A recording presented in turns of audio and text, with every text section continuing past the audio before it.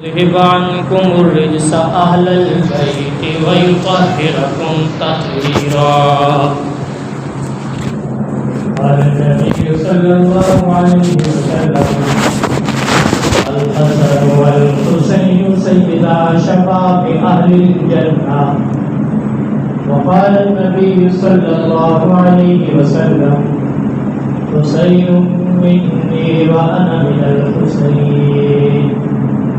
وكما قال عليه الصلاة والسلام: صدق الله وصدق رسوله النبي الأمي الكريم، ونحن على ذلك لمن الشاهدين والشاكرين، والحمد لله رب العالمين.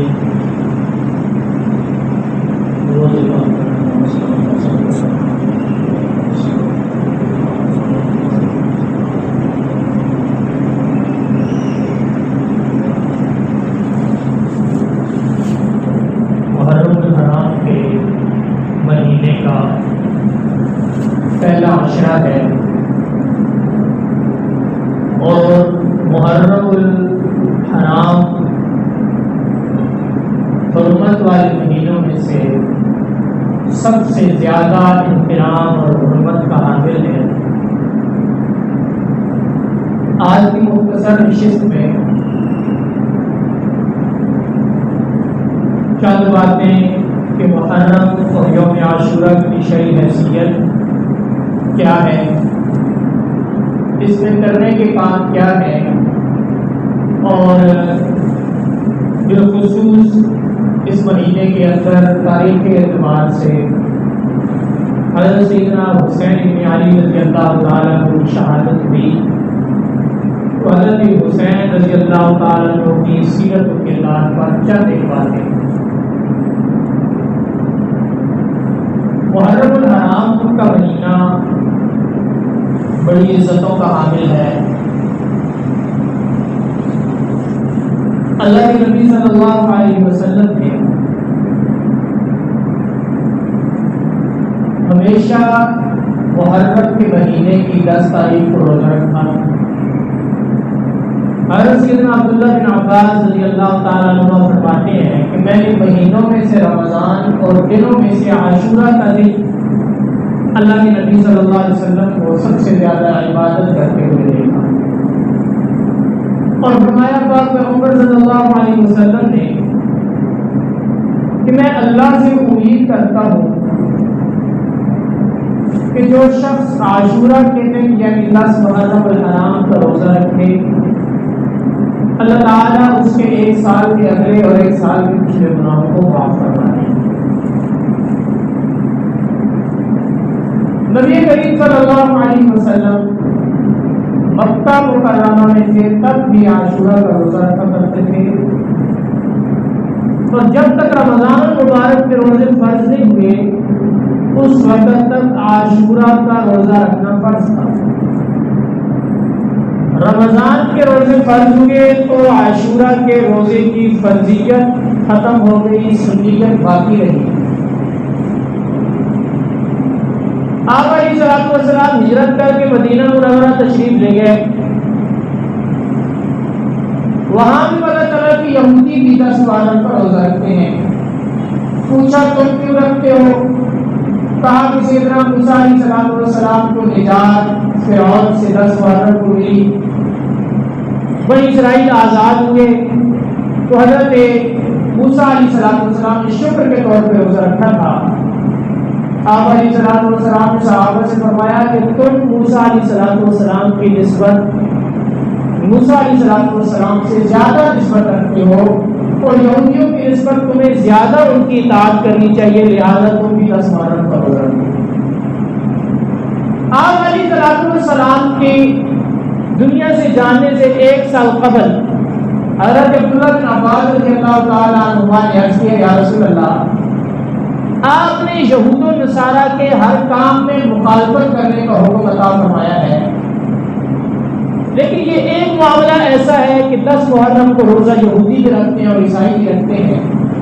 تو آپ علیہ السلام نے فرمایا کہ آئندہ سال ہم 9 اور 10 محرم کا روزہ رکھیں گے. ایک روایت میں کہ فرمایا کہ اگر آئندہ سال میں زندہ رہا تو 9 کا روزہ ساتھ میں رہوں گا۔ اگلے سال اللہ کے نبی صلی اللہ علیہ وسلم رمضان محرم سے پہلے دنیا سے تشریف لے گئے، تو صحابہ کرام نے آپ کی اس بات کو مد نظر رکھتے ہوئے 9 اور 10 محرم کا روزہ رکھا۔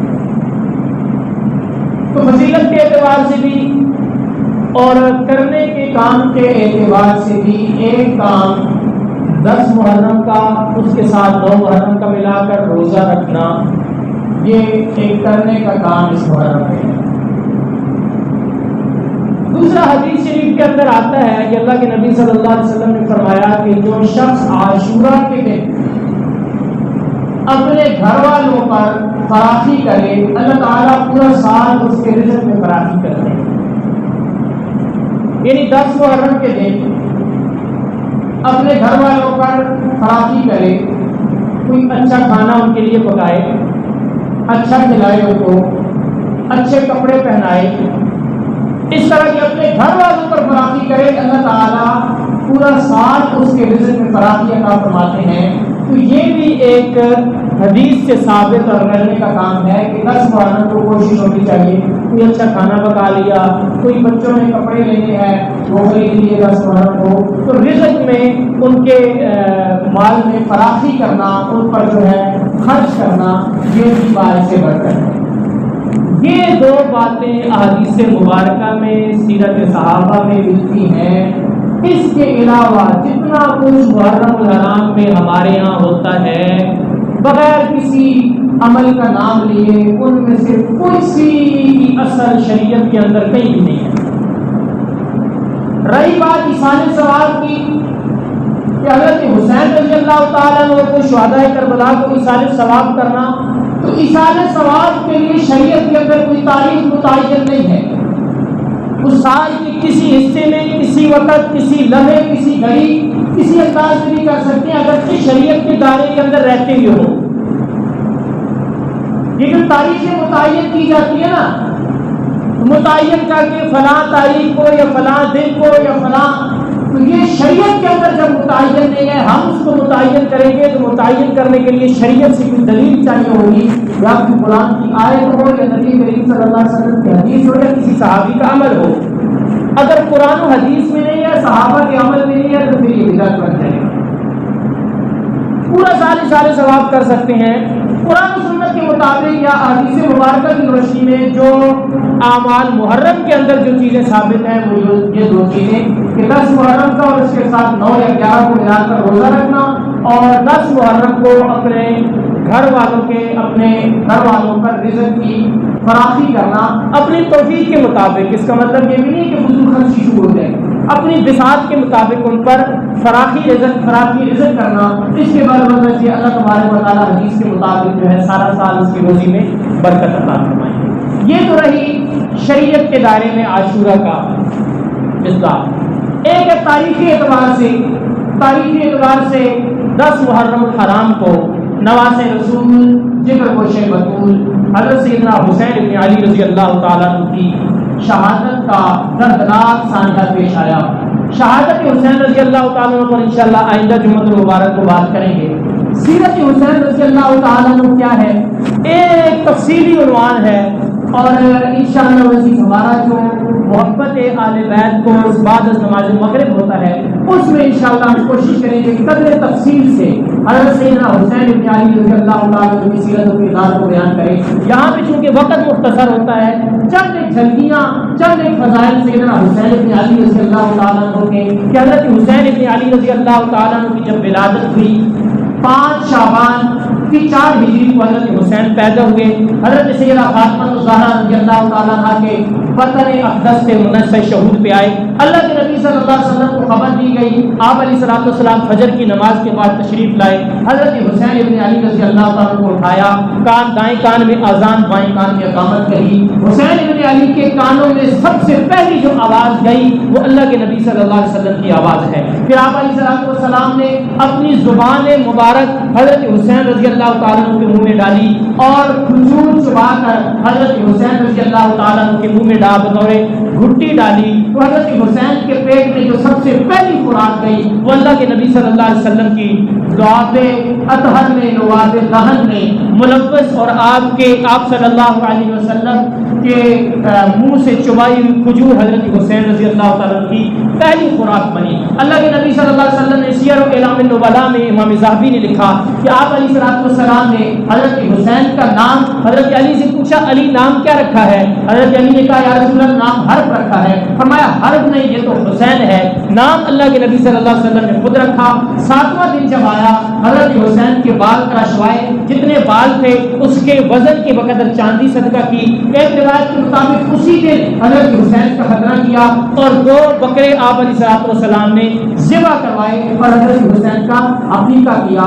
یہ ابتدا تھی حضرت حسین رضی اللہ تعالیٰ عنہ کی۔ پھر حضرت حسین کی ساری زندگی بچپن میں اللہ کے نبی صلی اللہ علیہ وسلم کی محبت بھی ہے، اللہ کے نبی صلی اللہ علیہ وسلم کے پیار بھی ہے اور ساتھ ساتھ پیغمبر علیہ السلام کی تربیت بھی ہے۔ 6 سال تک اللہ کے پاک پیغمبر صلی اللہ علیہ وسلم کی تربیت میں رہے۔ آپ علیہ السلام نے ایک بات 6 سال کی عمر میں ہی اتنی تربیت کر دی کہ حسین ابن علی رضی اللہ تعالیٰ عنہ کی اس 6 سالہ تربیت کے مقابلے میں شاید دنیا کے لوگوں کی 60 سال اس کے برابر نہ ہو سکے۔ اللہ کے پاک پیغمبر صلی اللہ علیہ وسلم کو محبت اتنی تھی، ایک دفعہ گزر رہے تھے حضرت سیدہ فاطمہ الزہرا رضی اللہ تعالیٰ عنہ کے گھر کے پاس حضرت حسین کے رونے کی آواز آ رہی تھی۔ بچے ہوتے ہیں، رو رہے ہوں گے کسی بات پہ۔ آپ صلی اللہ علیہ وسلم واپس تشریف لائے، حضرت سیدہ فاطمہ کا دروازہ کھٹکھٹایا اور فرمایا الم تعلمی، اے سیدہ فاطمہ تو جانتی نہیں ہے ان بکاؤہ یؤذینی، کہ بے شک اس کا حسین کا رونا مجھے بڑی تکلیف دیتا ہے، لہذا حسین کو رونے نہ دینا۔ اللہ کے پاک پیغمبر صلی اللہ علیہ وسلم کو محبت اتنی تھی۔ یہ بچپن کے دن ہے۔ پھر حضرت حسین ابن علی رضی اللہ تعالیٰ عنہ کا لڑکپن ہے، جوانی ہے۔ اللہ کے نبی صلی اللہ علیہ وسلم حضرت حسین کی عمر 6 سال ہوتی ہے، اللہ کے پاک پیغمبر صلی اللہ علیہ وسلم دنیا سے پردہ فرماتے ہیں۔ پھر آپ کی تربیت، آپ کی والدہ محترمہ جن کی تربیت اللہ کے نبی نے کی تھی، یعنی سیدہ فاطمہ الزہرا رضی اللہ تعالیٰ عنہ نے ایسی مضبوط تربیت کی کہ سیدنا حسین ابن علی رضی اللہ تعالیٰ کو شریعت کے احکام، حلال حرام ایک ایک چیز حضرت حسن حسین رضی اللہ تعالیٰ عنہ کو سکھائی۔ پھر یہ دور خلفائے راشدین تھا، حضرت سیدنا ابو بکر رضی اللہ تعالیٰ عنہ کا، حضرت عمر کا، حضرت عثمان کا، حضرت علی کا دور سے گزرا۔ ان ادوار میں، اس مقدس دور میں جسے اللہ کے نبی صلی اللہ علیہ وسلم نے خیر القرون کا دور فرمایا، اس دور میں حضرت حسین رضی اللہ تعالیٰ عنہ تربیت پائی اور ایسی محبت۔ ایک دفعہ حضرت حسن حسین رضی اللہ تعالیٰ عنہ کھیل رہے تھے، عصر کی نماز پڑھ کے حضرت سیدنا ابو بکر صدیق رضی اللہ تعالیٰ عنہ مسجد سے نکلے، حضرت علی رضی اللہ تعالیٰ عنہ ساتھ تھے۔ تو حضرت ابو بکر صدیق نے دیکھا کہ حضرت حسن حسین رضی اللہ تعالیٰ عنہ کھیل رہے ہیں۔ حضرت ابو بکر رضی اللہ تعالیٰ عنہ نے دونوں صاحبزادوں کو اٹھا لیا، دونوں صاحبزادوں کو اٹھانے کے بعد پیار کیا اور فرمانے لگے کہ حسن تیرا چہرہ تو اللہ کے نبی کی طرح ہے، تیرا چہرہ تو اللہ کے نبی کی طرح ہے، تو علی پہ بالکل نہیں گیا۔ اور حضرت حسین سے کہنے لگے تیرا جسم تو اللہ کے نبی پہ ہے، تو علی پہ بالکل نہیں گیا۔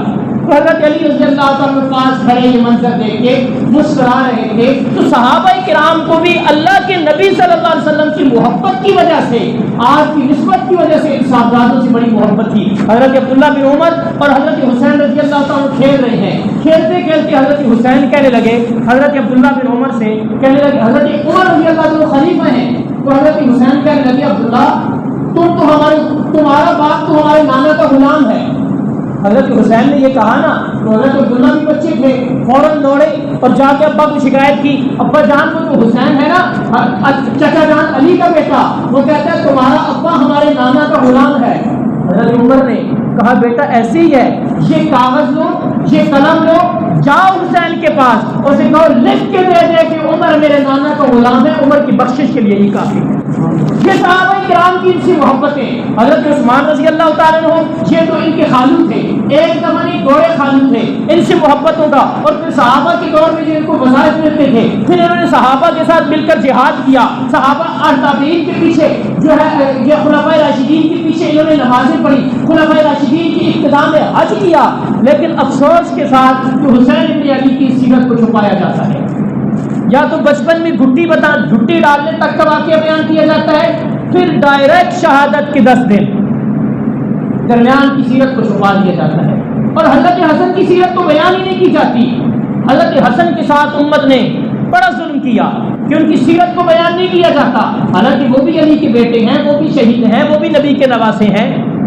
اور حضرت حسین رضی اللہ تعالیٰ عنہ کی سیرت کے ابتدائی بچپن بیان کیا جاتا ہے اور پھر آخر میں شہادت کے 10 دن کو بیان کر دیا جاتا ہے، درمیان کی زندگی کو حذف کر دیا جاتا ہے ایک سازش کے تحت، اس لیے کہ درمیان کی زندگی ذکر کریں گے تو حسین سیدنا ابو بکر کے پیچھے نماز پڑھتے نظر آئیں گے، درمیان کی زندگی کو ذکر کریں گے تو حسین حضرت عمر جو ہے حضرت حسین کے نکاح پڑھاتے نظر آئیں گے، درمیان کی زندگی کو ذکر کریں گے تو حضرت عثمان سے حضرت حسین وظائف لیتے نظر آئیں گے، درمیان کی زندگی ذکر کریں گے تو حضرت امیر معاویہ کے ساتھ جہاد کرتے نظر آئیں گے، اس لیے اس زندگی کو درمیان سے حذف کر کے ڈائریکٹ شہادت کے 10 دنوں کو ذکر کیا جاتا ہے۔ حالانکہ جو سیرت و کردار ہے، جو اپنانے کا کام ہے، وہ حسین کا لڑکپن ہے، وہ حسین کی جوانی ہے، وہ حسین کی زندگی کے وہ خوبصورت ایام ہیں جو میرے لیے اور آپ کے لیے سیرت و کردار ہے، میرے اور آپ کے لیے مشعل راہ ہے۔ تو آج ضرورت اس عمر کی ہے کہ جہاں حضرت حسین کی شہادت کا تذکرہ کیا جاتا ہے، انشاءاللہ آئندہ دنوں کی شہادت حسین بھی بیان کریں گے،